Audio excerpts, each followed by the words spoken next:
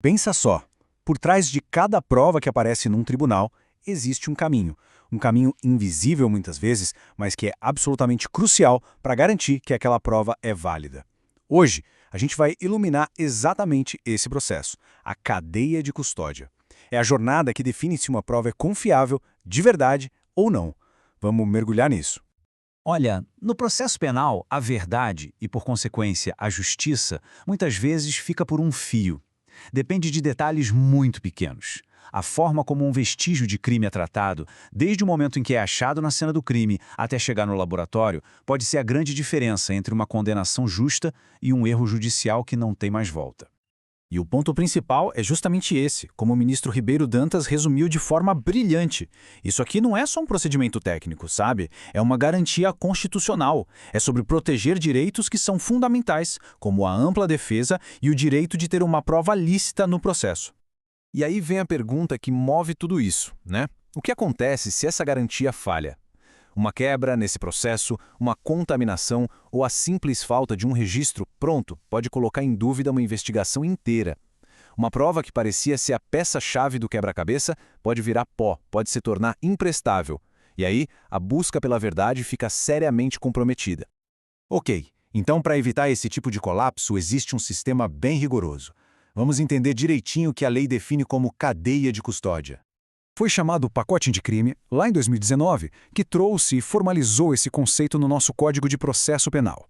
A ideia aqui é bem clara: criar um histórico completo, uma espécie de biografia da prova, que possa ser auditada. Cada passo, cada pessoa que encosta no vestígio, absolutamente tudo tem que ser documentado. E quando a lei fala em vestígio, ela está falando de qualquer coisa, tá? Pode ser uma impressão digital, uma fibra de roupa, um projétil de arma de fogo ou até mesmo um arquivo de computador. Basicamente qualquer elemento que possa ajudar a contar a história daquele crime. Certo.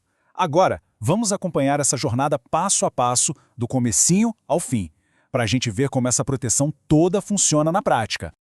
O artigo 158-B do Código de Processo Penal não deixa margem para dúvida. Ele detalha 10 etapas bem definidas. A jornada começa lá na cena do crime, com o reconhecimento, o isolamento, a fixação e a coleta do vestígio. Depois, ele precisa ser acondicionado. E aí começa a viagem, transporte e recebimento no laboratório. Lá dentro, ele vai ser processado e armazenado com toda a segurança. E a etapa final, que só acontece quando o processo termina, é o descarte. Cada passo desses é um elo vital nessa corrente. Esse fluxograma aqui ajuda a gente a visualizar bem essas etapas iniciais.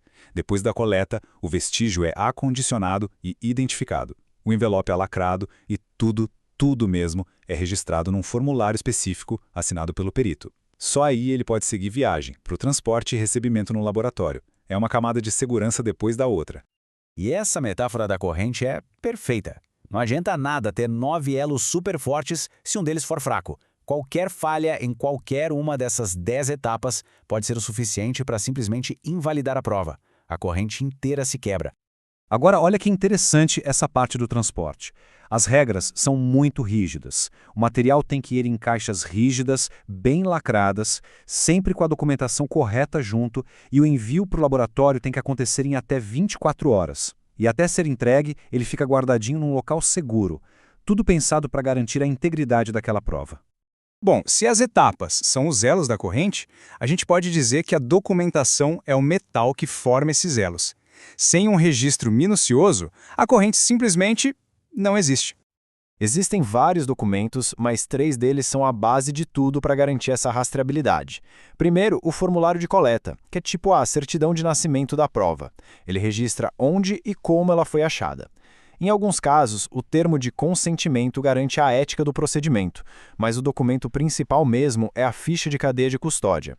Essa ficha acompanha a prova em toda a sua jornada e é preenchida a cada vez que ela muda de mãos, registrando quem entregou, quem recebeu, quando e onde.